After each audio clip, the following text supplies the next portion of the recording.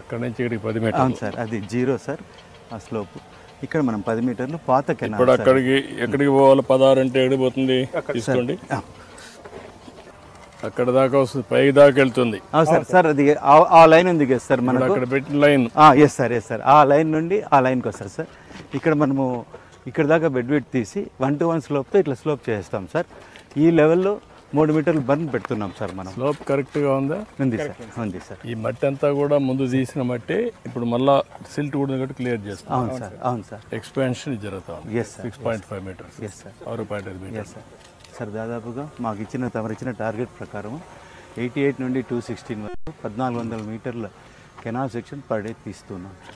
ఈ రీచ్లో మా జై గారు చేసే ఈ రీచ్లో 200 మీటర్లు 24 అవర్స్లో తీసుకుంటూ వెళ్తున్నాం సార్. ఈ రీచ్లో మనకు యాక్చువల్గా 35 లక్షల కిలోమీటర్లు చేయాలి సార్. దానికి మాకు టైం దాదాపుగా 35 to 40 డేస్ పడుతుంది సార్.